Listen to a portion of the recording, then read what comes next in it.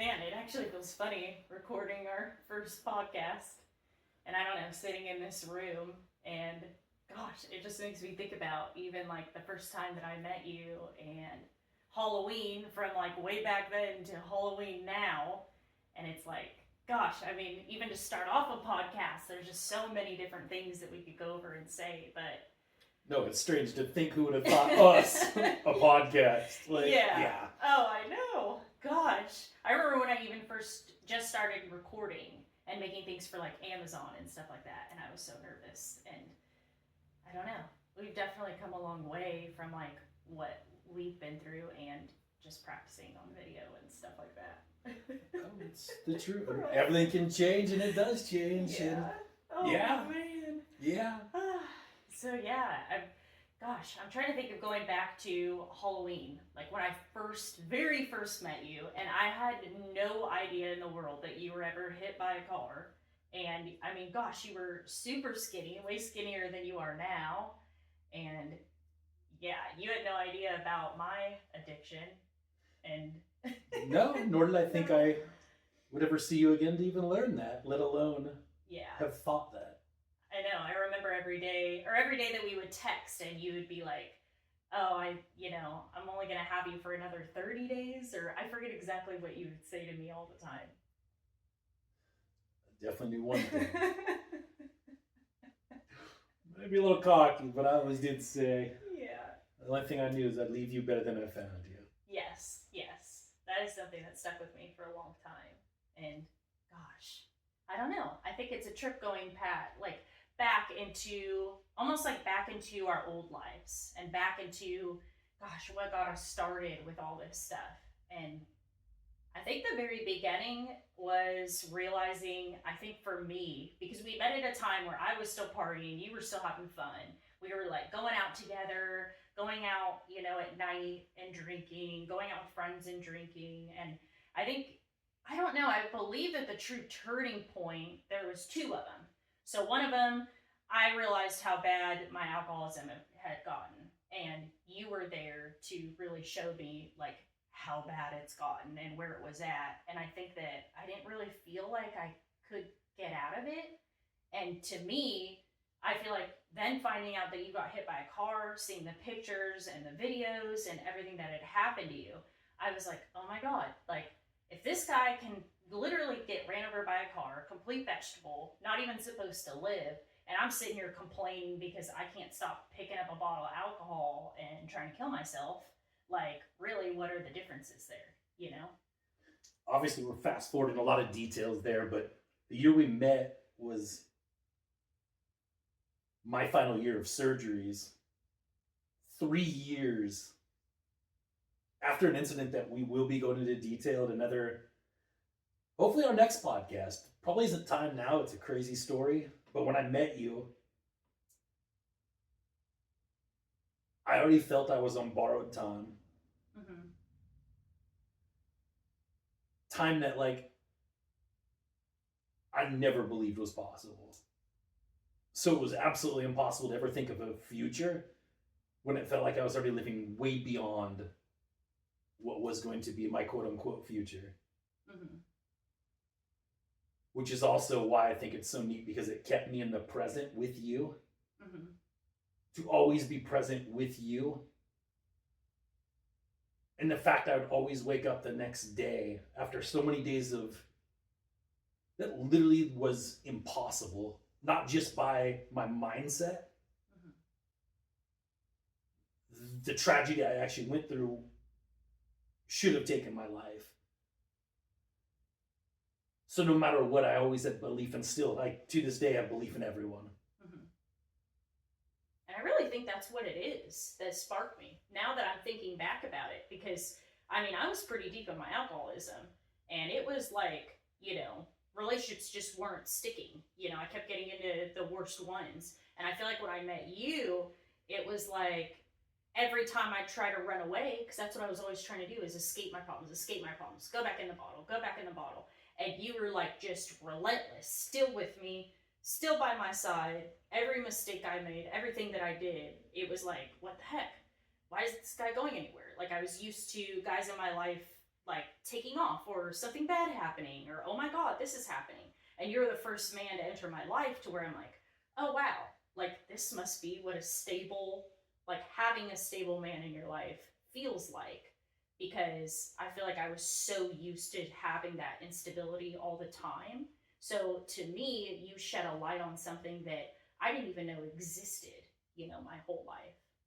So I feel like that was my huge turning point with you, is I was like, man, life doesn't always have to be like this. Like there is good and there is things on the other side if you can get through it. But your spirit and the way you coached me without me even realizing it and being together, I think is what really helped, me and my life and see things differently than I was used to seeing them. Which I think you're just triggering on a huge point for I think every single one of us is we only know it from our perspective based on what we experienced in our past. And we only got to see it through these two eyes, these two ears, and however we took that in, we relate everything to everything else based on our own experience. Not realizing like how extremely different and unique we all are. Mm-hmm. Where you looked at yourself and you probably went, man, this has got to be hell. Like, this is my rock bottom. Like, this isn't how I'm supposed to live. Mm-hmm. Where I looked at your life and I went, mm-hmm. wow, like I'm in awe. Like, mm-hmm. you're absolutely gorgeous to me. You're beautiful. Here's this girl who's got everything. Take care of yourself, decent car, job. So to me, after what I had just gone through, your life was a dream. Your life was a cakewalk. Mm-hmm. And how thankfully naive I was on that point. Because no matter what, you can't tell me and convince me not to believe in somebody. Mm-hmm. After what I went through, from I can't even explain to you when you can't even have a meal and not just want to go to sleep permanently because it hurts so bad to chew. There is no break. There is no relief. Everything is hell. Mm-hmm. Everything is torture. Everything you do. So you fight your way through that. For what? The next day, it's probably even worse. Well, then you realize really fast, and thankfully for the people around me, is what got me to believe in myself, because without them, I'm nothing, is if I don't start wanting to live, I'm flat out not going to live. So if I don't believe in myself, do you know what? Why am I wasting even these people around me who are giving like their heart, their soul, their money, their time, their effort to keep me here? When honestly, there's so many nights, it's like, please don't wake up tomorrow. I do not know if I could deal with this again. Like, I do not know if I have the strength. Mm-hmm. Man, it may be baby steps. We'll call it the 1% better every day. Some days we're talking just not to fall backwards is good enough. You see things slowly start to improve. Mm-hmm. And when I had to seriously, I could tell you for so many years in 2019, or so many times in 2019, projecting, could you imagine if I lived to 2023? Yeah. I just throw a generic number out there. Just think about that. Mm-hmm. And all I could think about is the idea of not living in pain. Yeah. And that literally would keep me going. Mm-hmm. So when I would encounter anyone else, mm-hmm. you can't tell me no and get me to believe that that's right. Mm-hmm. Like, no, you can.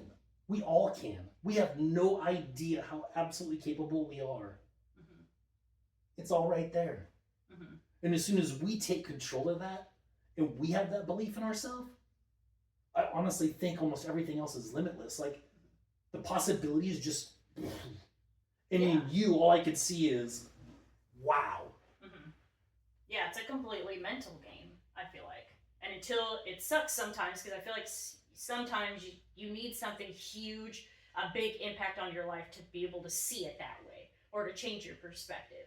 Like for me, even, yes, my alcoholism, even though that was more, I did that to myself. I'm the one who picked up that bottle. But I think my realization that I could relate to you as close is when I got sick in May.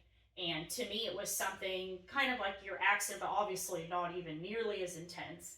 And it's something that hits you out of the blue, like even with my sickness. And it's like, hit me out of the blue. Like, what the hell? Like, I'm pretty, healthy.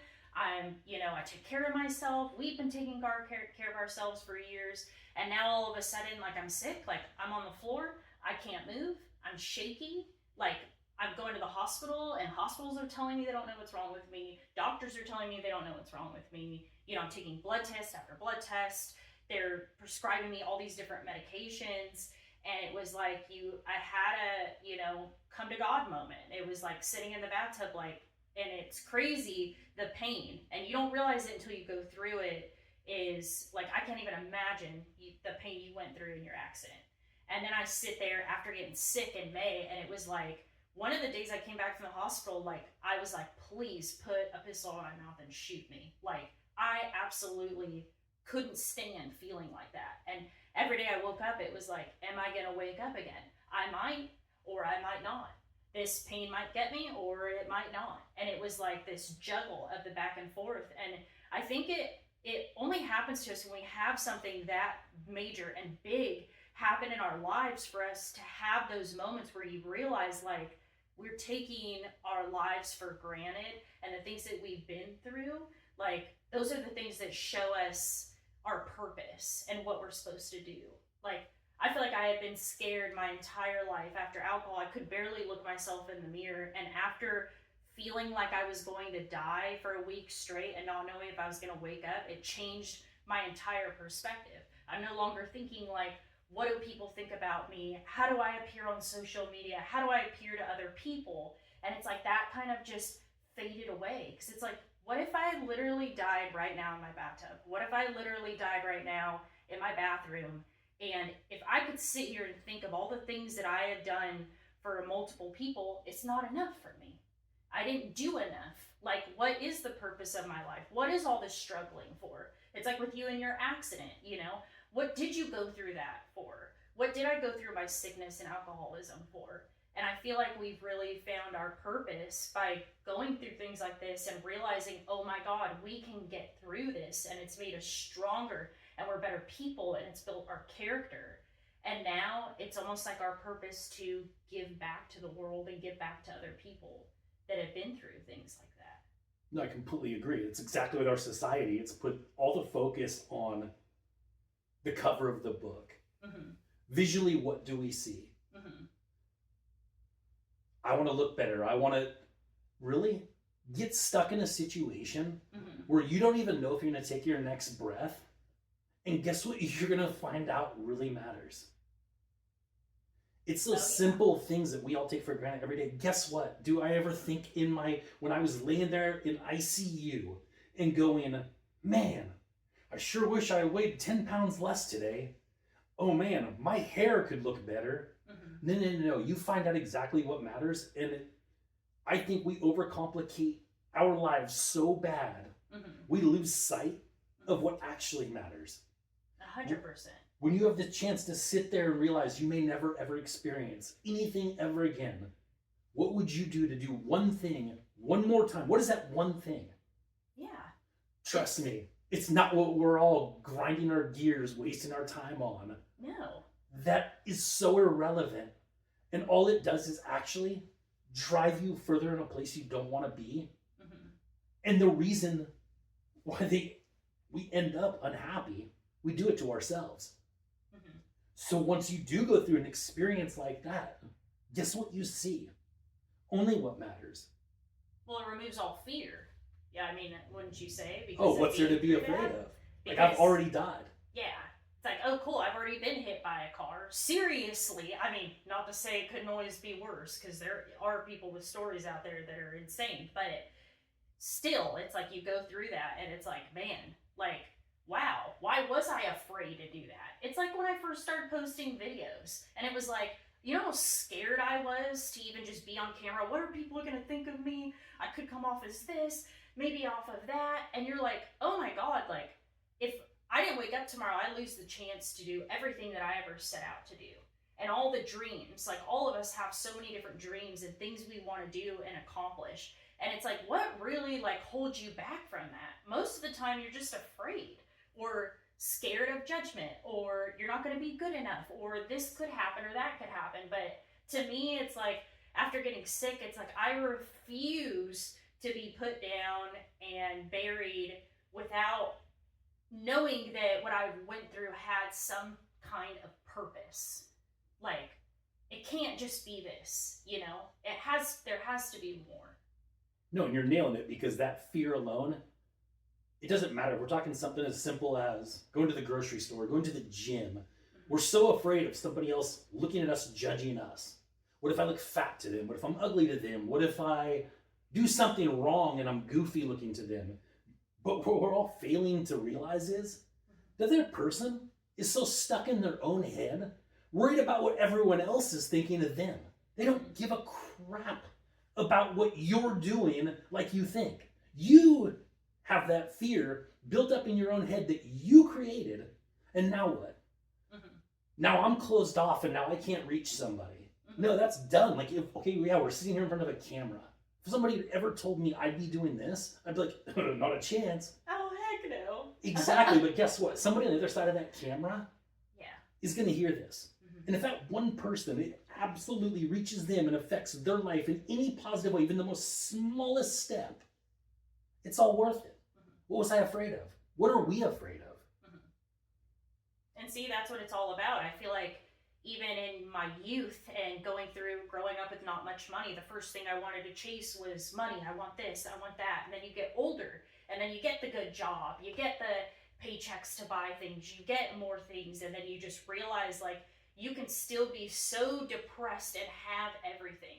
And I think after, being on Zooms with like different people around the world, and you meet these people that just have, millions of dollars, and you're like, how is your life still, like, how are you still upset? How are you still depressed? How are you still, but I feel like the biggest thing is we don't realize is that there's a lot of us that have, what I used to say is I have this huge hole in my chest or my gut that I didn't know how to fill. And now that I've realized that I fill it through helping people. Like, the way that it feels to help somebody and provide them purpose, or to make a video and know that I could touch somebody through this and I could change their whole day. Hell, I might even be able to change their life. Like, there's no amount of money that you could put on that whatsoever. See, I think you just did it best. For everyone out there, to have everything, what you just said is so important. Everything by whose standards?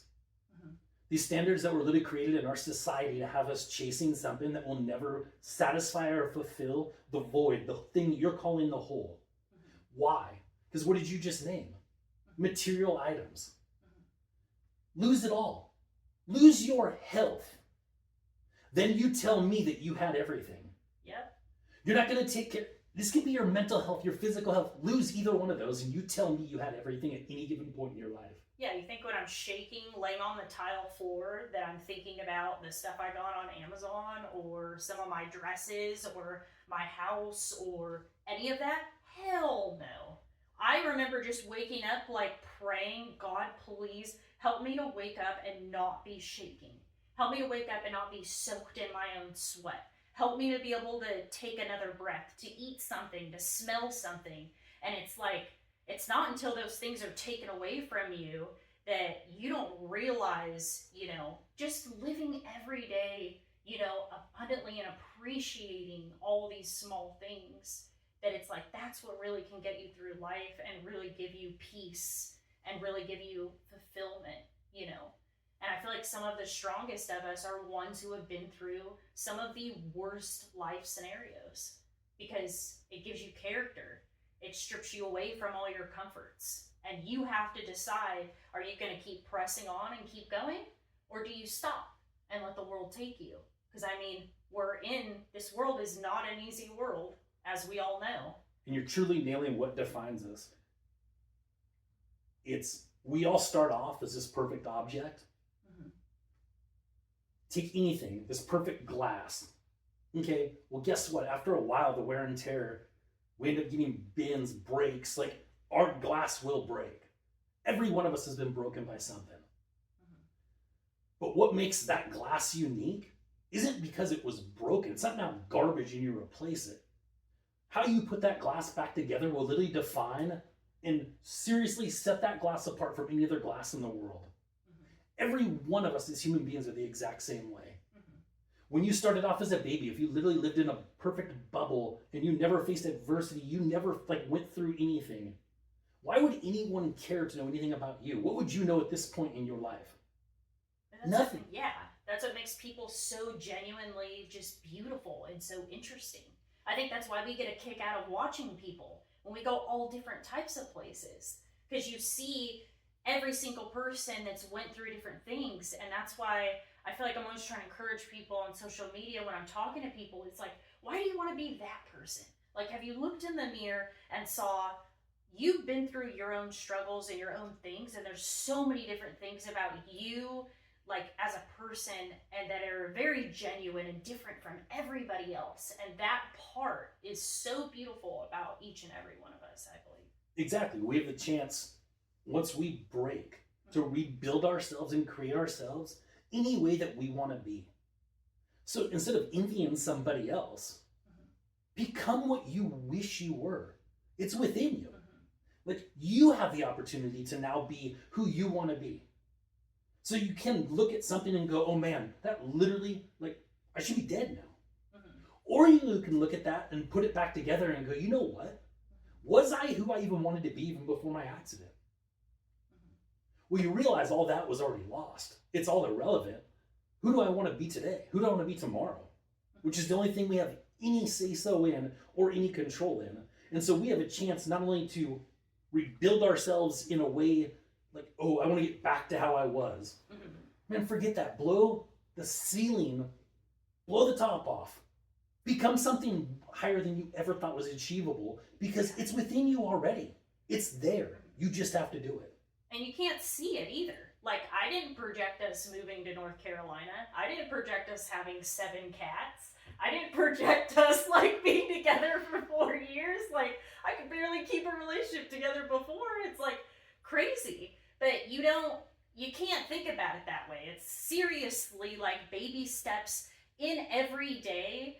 And then years later, all of a sudden, you look back, like, where the hell am I? I still wake up in this house, like, how in the hell did I get here? What the heck? Like, what did I do to deserve all this? What did I do, And you question everything, but it's like, you have to have belief and faith that there's something on the other side. And I think that's the biggest reason why we made this podcast, is because we want people to come on here and talk about things that they've been through, whether it be, with their body, physical, whether it be with sobriety, or maybe just like a life event that happened. But I think from both of us together, what really has helped us is other people's experiences and what they've been through that has helped us get to the point that we are in today.